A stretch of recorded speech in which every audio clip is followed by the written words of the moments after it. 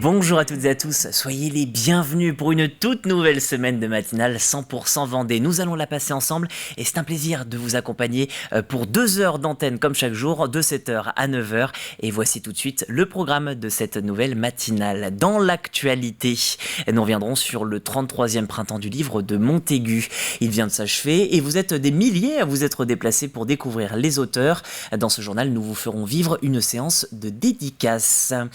À voir ce matin également, BCB Chausseurs souffle ses 100 bougies. Depuis 4 générations, la famille Morin-Blanchard travaille dans la chaussure, d'abord comme cordonnier au commencement, et aujourd'hui exclusivement dans la vente de chaussures. Une belle histoire à retrouver dans quelques minutes. On fera le point aussi sur vos rendez-vous sportifs, avec les résultats du championnat de France de Sarbacane, les résultats également de sport féminin, puisque nous parlerons de football avec La Roche-Essau, et de basket avec les Digresses du RVBC.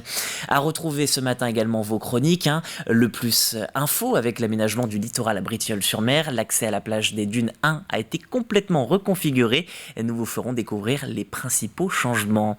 La météo de l'emploi, des techniciens, des stagiaires, des conducteurs sont actuellement recherchés dans plusieurs secteurs. Et puis l'extrait du jour, un passionné de Peugeot, Grégoire de Châtillon, vous fera découvrir le maire de Maillé et son avion posé sur son atelier.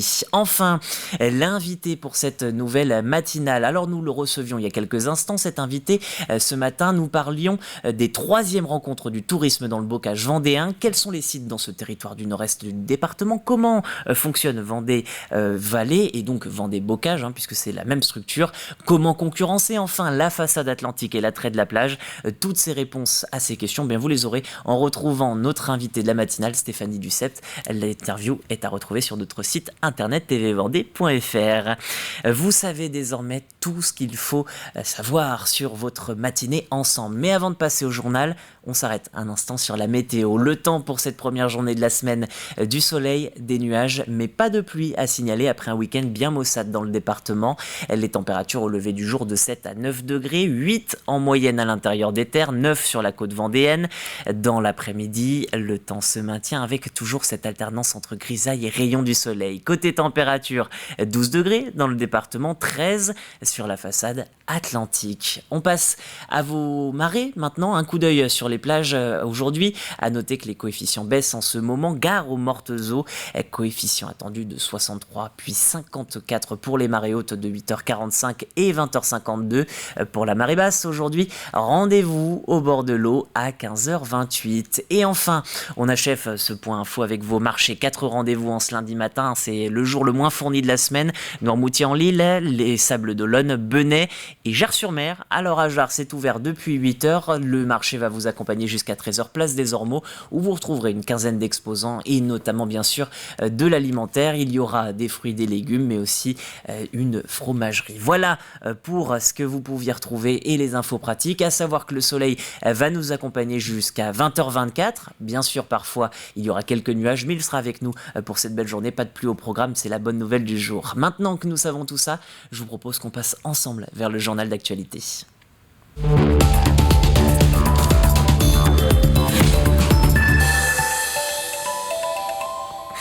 Et à la une de l'actualité ce matin, une nouvelle page se tourne au printemps du livre de Montaigu. Hier s'est achevée la 33e édition, durant laquelle plus de 200 auteurs se sont rassemblés pour célébrer la littérature. Des spectacles pop-up, un jeu de pistes familiales, une exposition ou encore des lectures musicales. Autre moment très attendu du public, les dédicaces. C'était l'instant parfait pour rencontrer ceux qui vous font rêver. Agathe Poulet a posé sa caméra le temps d'une séance. Comme chaque année, les séances de dédicace au printemps du livre attirent les passionnés. Pour patienter, chacun a sa méthode.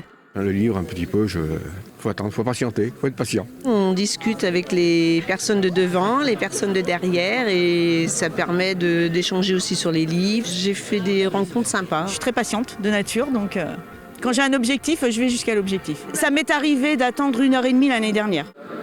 Hop, alors à quel prénom? Charlotte. Pareil, Après de longues heures d'attente, les sourires apparaissent enfin face au célèbre auteur français Michel Bussy.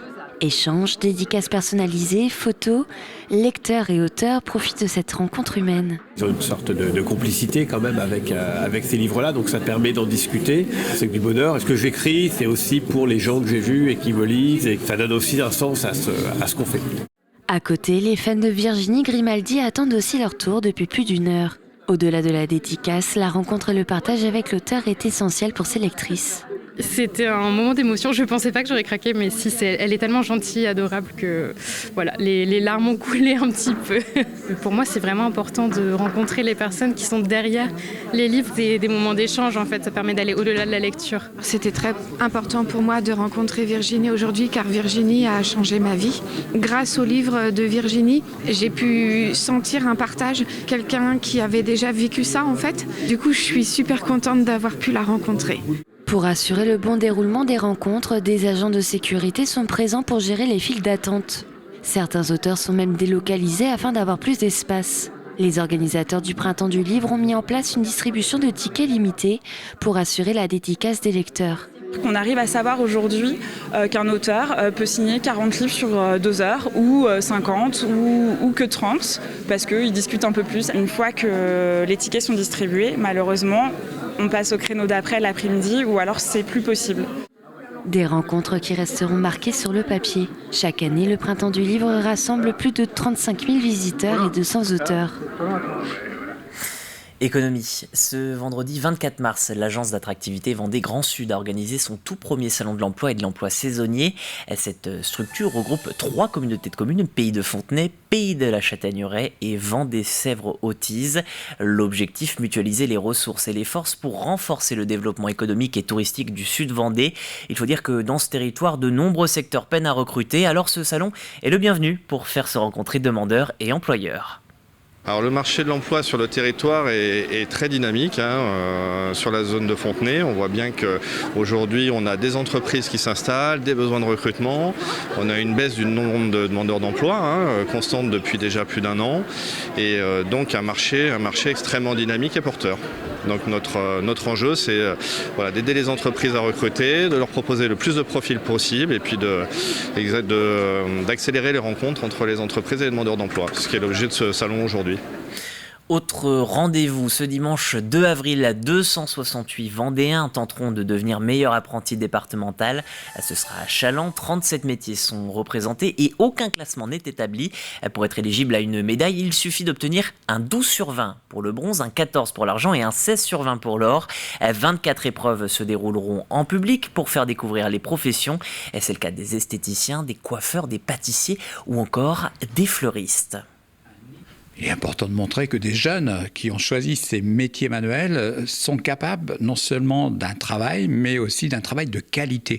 Et vous allez voir dimanche, et à chaque concours, nous avons la surprise, l'étonnement de voir le niveau de ces réalisations. Ce sont des jeunes qui ont 1 an et demi, 2 ans de formation, qui sont juste enclenchés dans la voie de l'artisanat, qui permet de montrer au grand public que nous avons en Vendée des jeunes qui aiment le travail bien fait et qui aiment se mobiliser pour le montrer. À savoir que cette année, la maçonnerie est la profession la plus représentée pour ces concours départementaux. Une belle histoire de transmission à présent. BCB Chausseurs, fête à Bretignolles-sur-Mer, ses 100 ans d'existence.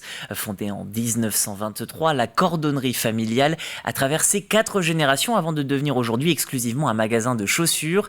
Depuis 3 ans, Teddy Blanchard marche dans les pas de ses ancêtres et a repris l'affaire à ses parents Claudine et Bruno Blanchard. Le récit de cette entreprise familiale avec Cyril Guillet.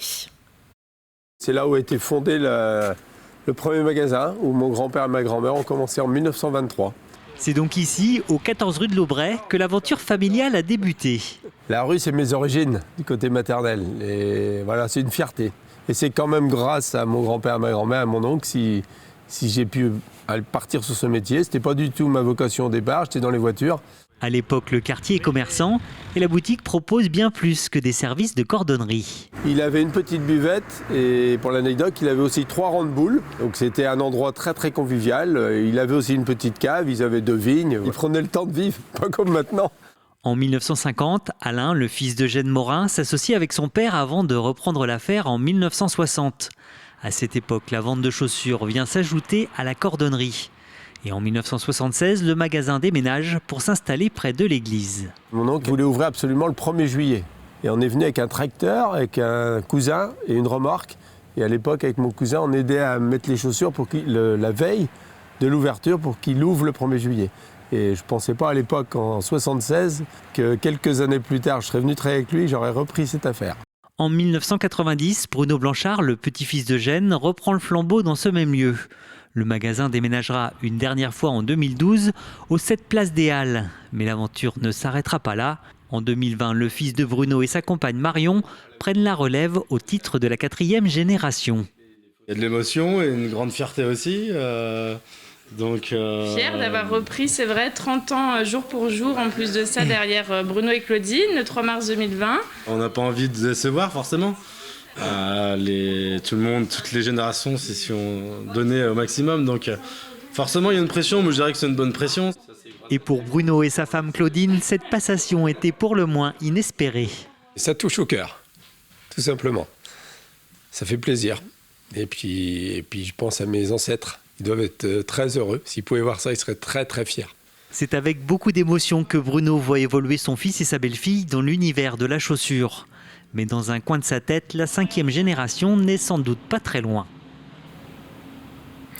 Passons au sport sur TV Vendée. D'abord, cap sur la chaise le Vicomte pour le championnat de France senior de Sarbacane. 64 compétiteurs se sont présentés sur le pas de tir pour cette compétition réservée aux personnes porteuses de handicap, qu'ils soient moteurs, visuels ou encore sonores. 2 catégories pour cette compétition, avec ou sans potence.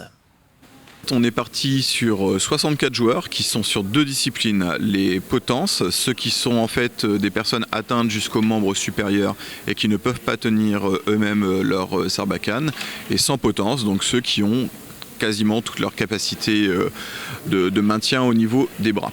Cet après-midi, ce sont des phases éliminatoires où on arrive directement à partir des 8e et ainsi de suite jusqu'à la finale qui opposera les 2 derniers représentants de chaque catégorie. Allez, prenons le grand air, cap en extérieur. En football, en D2 féminine de football, la Roche-Essau accroche le nul face aux dauphins du championnat. Ce sont pourtant les Strasbourgeoises qui entament le mieux ce match, avec un premier but sur corner à la 17e minute de jeu. Les Lyonnaises vont tout de même égaliser peu avant la mi-temps. Elles vont d'ailleurs pousser au retour des vestiaires, mais le principal adversaire du jour, c'est le temps et les conditions de jeu très difficiles. Score final 1 partout, mais un entraîneur satisfait du visage affiché par l'équipe. On a livré un gros match. Moi, je suis hyper satisfait de ce qu'ont proposé les filles parce que les conditions étaient compliquées, c'est une chose. Et pour autant, on a su rivaliser dans le jeu avec cette équipe de Strasbourg qui, à part son but sur corner, son penalty, n'a pas grand-chose à se mettre sous la dent offensivement. On peut encore avoir un peu de frustration de ne pas avoir conclu ces quelques opportunités supplémentaires. Maintenant, ça reste un vrai bon match de D2 aujourd'hui. En basket féminin cette fois, les Tigresses du RVBC accueillaient Toulouse, dernière du classement de Ligue féminine avant le match. Et les 2 premiers cartons tournent à l'avantage de l'équipe visiteuse. À la mi-temps 37-42, les Lyonnaises ne parviennent pas à recoller au retour des vestiaires. Score final 73-76. Le RVBC reste à la 7e place du classement, tandis que Toulouse remonte d'une place et quitte la place de Lanterne Rouge. Désormais, c'est Landerneau qui est dernier au classement. Voilà pour l'actu du jour. On complète avec les températures de cette nouvelle matinée. Alors, vous le voyez, un œil sur cette météo. Pour ce 27 mars, on vous le disait tout à l'heure, aucune pluie à l'horizon pour ces premiers jours de la semaine, seulement du soleil et des nuages. Pour les températures de 7 à 9 degrés, le plus bas pour l'est et le nord du département, de Montaigu-Vendée à Saint-Hilaire-de-Voust, en passant par Pouzauges. Ça se réchauffe vers La Roche-sur-Yon, 8 degrés, pareil pour Chantonnay, Fontenay-le-Comte, Luçon ou encore Chaland. Il fera enfin 9 degrés sur les îles vendéennes, au Sable-d'Olonne et à Talmont-Saint-Hilaire. Le temps restera, pour rappel, sensiblement le même dans votre après-midi. Quant aux températures, comptez de 12 à 13 degrés. C'est la fin de ce flash. Désormais, nous allons nous tourner vers nos chroniques du jour. Et oui, exceptionnellement, pas de journal des sports avec Alexandre Lenaour, mais ça reviendra bien prochainement. Pour vos chroniques, on a donc rendez-vous avec la météo de l'emploi, quelques idées dans le Nord Vendée et des postes à pourvoir sur l'ensemble du département. Vous retrouverez également votre extrait du jour. Aujourd'hui, un passionné de Peugeot Et contrairement aux idées reçues, vous verrez dans l'intégralité de l'émission que ce ne sont pas que des voitures. Et avant de découvrir tout cela, je vous propose qu'on revienne une dernière fois sur l'actualité, c'est l'heure du Plus Info.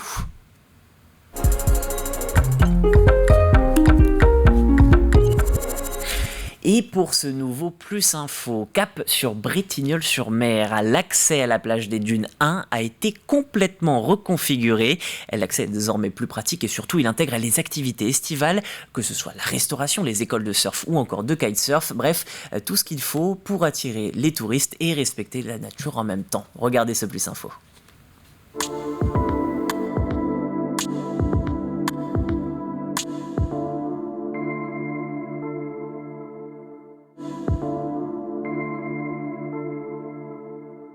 Ce site-là est un site très utilisé pour les baigneurs et pour les surfeurs, avec un spot de surf très connu, très réputé pour sa vague. Et on a effectivement depuis quelques années remarqué qu'il fallait qu'on travaille sur un aménagement. On a commencé en 2022 par un accès plage qui a été complètement reconfiguré et repositionné pour supprimer des enrochements qui étaient sur la plage. Et puis dans la continuité, l'idée c'était effectivement de faire un aménagement qui permettent aux acteurs du site de pouvoir se positionner et puis d'intégrer au mieux les activités qui sont celles du secteur des dunes, notamment le surf. Et au fil des années, en fait, on avait sur site de la restauration rapide, on avait du surf, du kitesurf, plusieurs activités qui cohabitent ici depuis quelques années, mais avec des équipements qui étaient pas harmonieux, des bungalows, du container maritime, des choses qui finalement visuellement ne nous convenaient pas et qui n'étaient pas non plus forcément les plus pratiques à l'usage. Donc l'idée ça a été vraiment de proposer quelque chose d'harmonisé pour que tous les acteurs aient le même outil et puissent travailler dans les meilleures conditions pour eux, pour leur travail, mais aussi pour les usagers, parce qu'en termes d'accueil, on pense que là on va monter en qualité avec quelque chose de beaucoup plus adapté. Pour pouvoir respecter le site, on s'est engagé à déplacer les 11 modulaires qui viennent d'être installés aujourd'hui. Ils seront démontés chaque année au mois d'octobre et réinstallés au printemps de l'année suivante. Il a fallu que nous discutions avec tous les acteurs du site et ça passe notamment par les organismes comme le Conservatoire du Littoral ou l'ONF qui sont respectivement propriétaires des dunes de chaque côté et qui nous ont accompagnés justement pour pouvoir trouver la meilleure formule, celle qui corresponde à tout le monde. À nous évidemment collectivités, mais aussi aux structures qui vont travailler là, évidemment aux usagers, mais aussi à ces acteurs importants pour la préservation du site et des dunes. Les postes de secours en fait sont présents sur ce site 2 mois de l'année, du 1er juillet au 31 août. Et là aussi on a retravaillé pour repositionner les postes de secours sur la plage, sur des structures pilotis qui elles sont permanentes pour que les sauveteurs puissent faire leur saison dans un outil là aussi qui soit intégré et adapté à leurs besoins et leurs nécessités par rapport à l'accueil et à la surveillance des plages.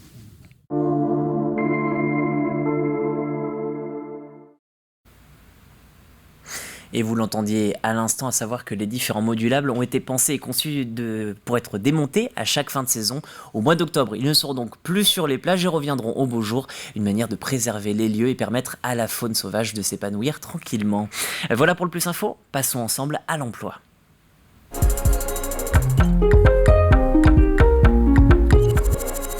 Tous les lundis, nous nous penchons sur les offres d'emploi non pourvues dans le département. Notez d'ailleurs que Challengois Communauté cherche toujours un stagiaire ou alternant de 6 mois.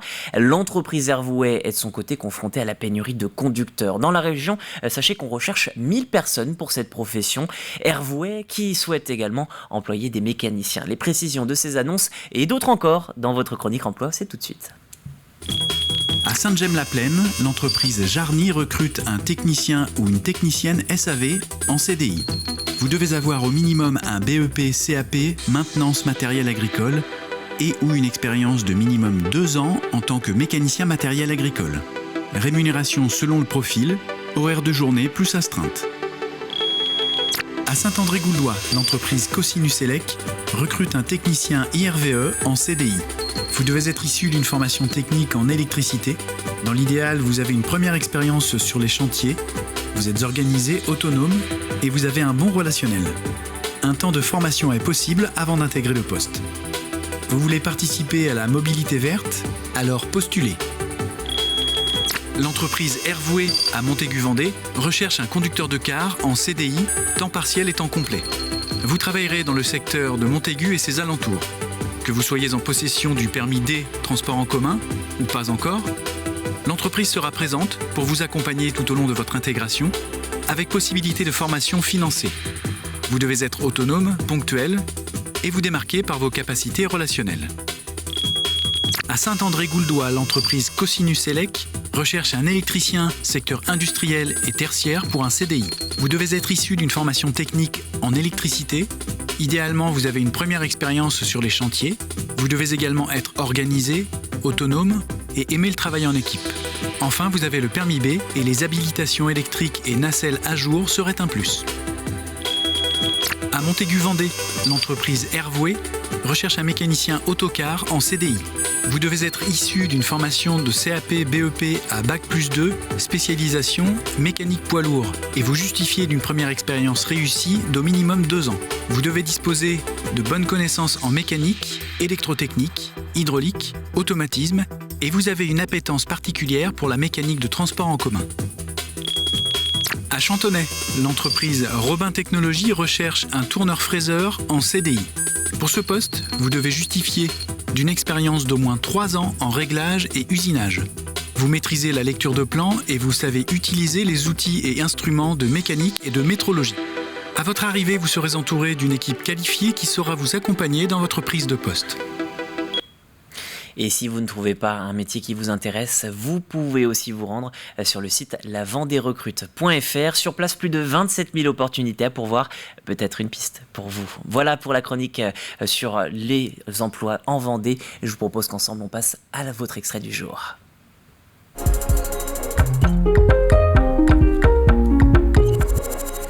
Et pour ce nouvel extrait, un numéro inédit des passionnés. Aujourd'hui, Grégoire de Châtillon reçoit Jean-Marie Gelot. Ce passionné est le maire de Maillé dans le sud Vendée, mais ce n'est pas pour sa carrière politique que Grégoire a choisi de le rencontrer. Bien au contraire, Jean-Marie Gelot a une passion, l'univers de la marque Peugeot. Regardez. Donc, j'ai restauré ce véhicule qui était une épave. Je l'ai remis dans sa fonction première. Donc ce camion étant un Peugeot de 1946. Peugeot, ça va bien au-delà de l'automobile. Qu'est-ce que n'a pas fabriqué Peugeot presque pendant plusieurs décennies? Peugeot touchait à tout et tout vous intéressait chez Peugeot. Et c'est encore le cas aujourd'hui. Oui, donc c'est pour ça que la collection est intéressante parce qu'avec cette marque, il est plus facile de savoir ce que Peugeot n'a pas fabriqué que le contraire. C'est-à-dire qu'à partir de 1810, Peugeot, un père, avait 4 garçons. Et il a demandé à Napoléon Bonaparte l'autorisation de transformer le moulin qui servait à moudre pour laminer de l'acier. Donc à partir de là, a commencé toute une aventure. Mais tout de suite, ils se sont mis à fabriquer des outils. Ça leur permettait d'écouler facilement leur production. Peugeot étant le plus vieux constructeur au monde encore existant. Et c'est cette aventure qui vous passionne à travers tous ces objets qu'on a autour de nous, dans des magasins reconstitués, quincailleries, garages. On ne sait plus où donner de la tête là où on est. Alors madame est de la partie, je crois même qu'elle fait les brocantes quand vous n'êtes pas disponible. Voilà. Et vos enfants sont collectionneurs comme vous? Ah oui, j'aurais pu être collectionneur aussi plus tôt. Sauf qu'on était quand même dans une époque où que toutes les choses anciennes, n'avaient aucun intérêt. Nos parents nous incitaient pas du tout à ça. Alors pour mon épouse, elle collectionne les poupées, les dinettes, la cartographie scolaire. Elle a la collection complète de cartes Rossignol. Et aussi tout ce qui est objet publicitaire en relation avec la cuisine. Jean-Marie Gelot, passionné par l'histoire de la marque Peugeot, c'est à retrouver juste après votre matinale. Et à savoir d'ailleurs que Jean-Marie, dans sa passion, a décidé d'installer un biplan sur le toit de son atelier. C'est assez insolite et c'est à retrouver encore une fois dans cette intégrale de votre passionné de la semaine. Voilà pour votre extrait, on passe au jeu ensemble sur TV Vendée.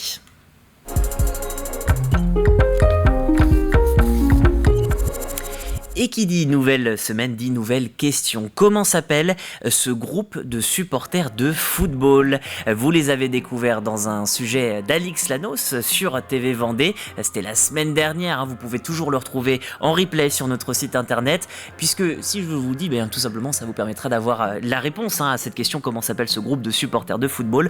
Si vous ne l'avez toujours pas, un autre indice, ils ne supportent pas un club en particulier. En tout cas, ils ont beaucoup d'énergie, comme vous le voyez sur ces images. C'était pour leur 3e rendez-vous. À gagner cette semaine 2 places pour le Ciné Triskel à Luçon, cette fois pour un spectacle d'hypnose.